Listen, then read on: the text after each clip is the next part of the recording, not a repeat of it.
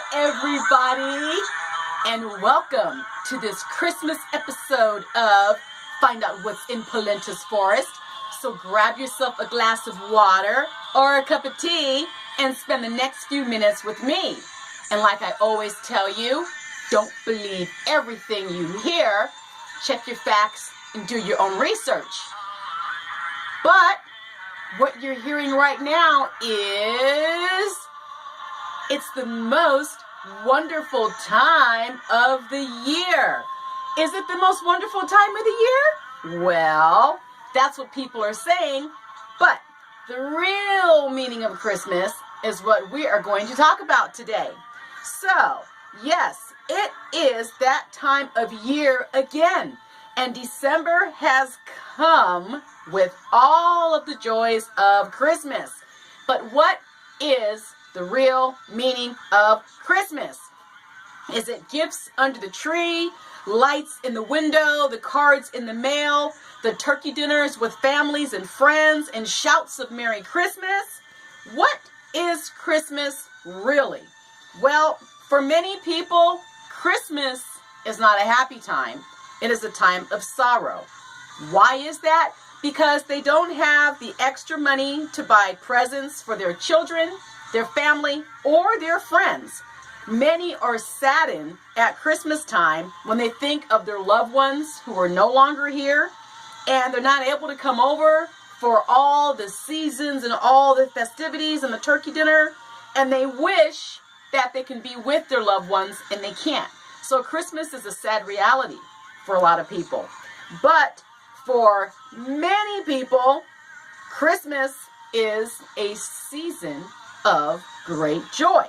It is a time of God showing His great love. It can be a time of healing and renewed strength. You see, Christmas is when we celebrate the birth of the Christ child. God sent His Son, Jesus, into this world to be born. His birth brought great joy to the world. The shepherds, the wise men, and the angels all shared the excitement in knowing of this great event. Now, Christmas is about more than presents and being on your best behavior this one day of the year. It's the most wonderful time of the year. Well, sometimes people will sit around and tell ghost stories. Believe it or not, that used to be an old Christmas Eve tradition that had been passed down all the centuries. But now, people don't do it too much anymore. And just so you know, believe it or not, since 1960, a large part of the Sweden population watches Donald Duck cartoons on Christmas Eve. That's a tradition. We all sit around on Christmas Eve and watch Donald Duck cartoons. I know that sounds crazy, but yes, it's true. And also, the song White Christmas by Irving Berlin is the best-selling single in history with over 100 million copies sold. Now, getting back to Christmas and Santa Claus, well, let me tell you a little bit about Santa Claus. Santa Claus wasn't always this happy-go-lucky, big-bellied guy shaking like a bowl full of jelly, like they used to say. Early illustrations of Santa Claus, aka St. Nicholas, made him out to be a stern symbol of discipline that actually carried a whip, rather than this jolly, overweight elf that children now know today to be this happy Santa Claus is going to bring you gifts if you're naughty or nice. And also, Santa had an evil twin that we know as Krampus. And if you weren't nice, he would come out and get you and beat you and hang you upside down and do all kinds of awful things to you if you were a bad little bratty kid. Now, here are some Christmas facts that you may or may not know about. So I'm going to run through the list here real quick for you. Now, listen at this. Believe it or not, the Montgomery Ward department store actually created Rudolph the reindeer as a marketing gimmick to encourage children to buy their Christmas coloring books. I never knew that.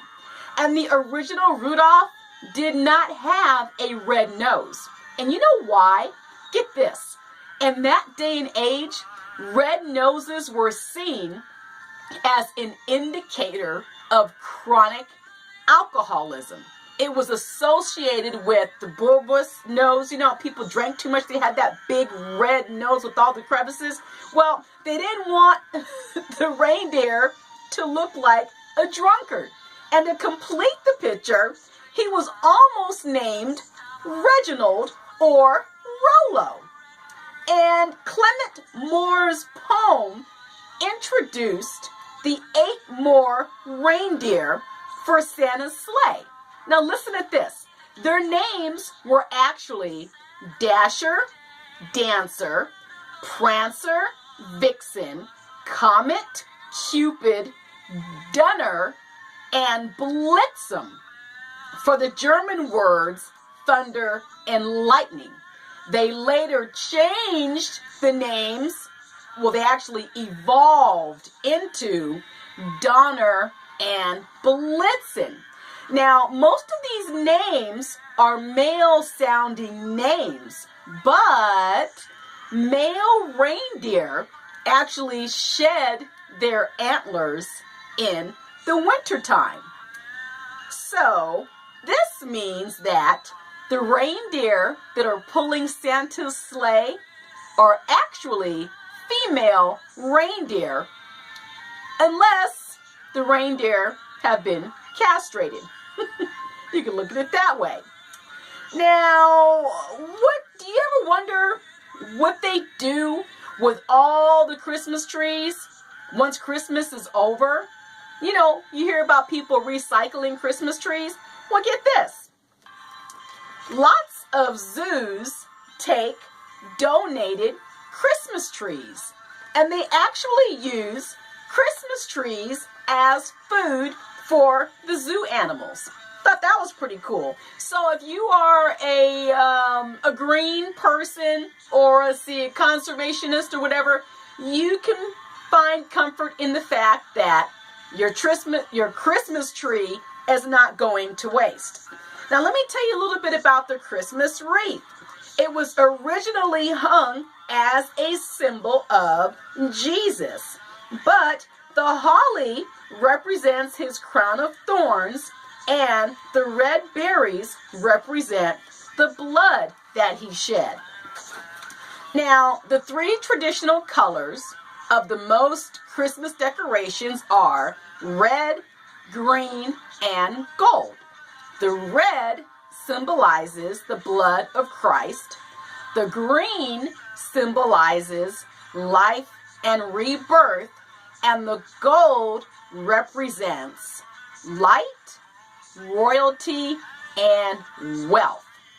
Now also, you people that don't like insects and probably saw arachnophobia and didn't like that real, because this wasn't a fake spider, that big old gigantic spider at the end that was about the size of your head, that was a real spider that actually had a personal trainer. In Poland, spiders are considered to be symbols of prosperity and goodness at Christmas time. In fact, spiders and spider webs are often used as Christmas tree decorations. Now, according to legend, a spider wove baby Jesus' blanket to keep him warm. Now, getting to all the Christmas music, White Christmas, Rudolph the Red-Nosed Reindeer, Winter Wonderland, the Christmas song, I'll Be Home for Christmas, plus the melody for Oh, Holy Night were all written or co-written by Jewish people. And you know the famous song you probably hear on all the Christmas music stations, rocking around the Christmas tree at the Christmas party hop. Well, that was recorded by Brenda Lee when she was 13 years old. And also, you probably has also heard too, is Paul McCartney's Simply Having a Wonderful Christmas Time. Well, it says that Paul McCartney's Christmas song is widely regarded as the worst of all the songs he ever recorded. But get this, it earns $400 million a year. And you know what is so funny? That's one of my favorite Christmas songs. Anytime it comes on the radio, I always get excited. You know, it's like, simply having a wonderful Christmas time. The mood is up, do, do, do, do. It's just a cool song. It's just got it's got a catchy tune to it. Now also, you know, and also the song, On the First Day of Christmas, My True Love Gave to Me, the 12 Days of Christmas. If you gave all of the gifts in the 12 days of Christmas, guess how many gifts it would equal? It would equal 364 gifts. One more, and it would be a gift for every day of the year. And also, let's see, Christmas is celebrated on the 25th of December, which marks the birth of the baby Jesus. However, the exact date, nobody really knows. And also, did you know that the song Jingle Bells really has nothing to do with Christmas? It was composed by James Pierpont in Massachusetts, America, but it was actually written for Thanksgiving. And also, our modern day Santa Claus, he has to travel at more than the speed of light to deliver gifts to all of the kids all around the entire world. And he only has 31 hours to do it. And also, Christmas trees are grown in all 50 states, including Hawaii and Alaska. And this is going to make you laugh. Do you know that there is actually a law in Britain to this day that forbids you from not visiting church on Christmas Day? And you cannot visit the church on a vehicle. That sounds ridiculous. However, this law is just sitting on a piece of paper, and it's not actually followed, but it's a law. Now watch, now that I've said that, somebody's going to look it up, and they're going to go to Britain, and they're going to make a big stink about it and start a petition. And last but not least, Alabama became the first U.S. state to declare Christmas as a legal holiday in 1836. And the last was Oklahoma in 1907. And here's one more little tidbit of information for you. Jingle Bells was the first song sung by the astronauts, Tom Stafford and Wally Schirra, in space on December 16th, 1965. And that, my friends, is your Christmas facts for Christmas 2017. So, are you ready for Christmas this year? Or did it just sneak up on you like it snuck up on the rest of us? Well, I hope that you have a wonderful, super duper, fantastic Christmas with your friends, your family, and your loved ones. And as usual, I am so very grateful for everything, and I am more grateful for you. And we're going to end the show today with my special, fantabulous Charlie Brown tree. And the tree is going to play a very special song for you. And I know you all know this tune. Merry Christmas, everybody, and God bless you all. Thank you for watching.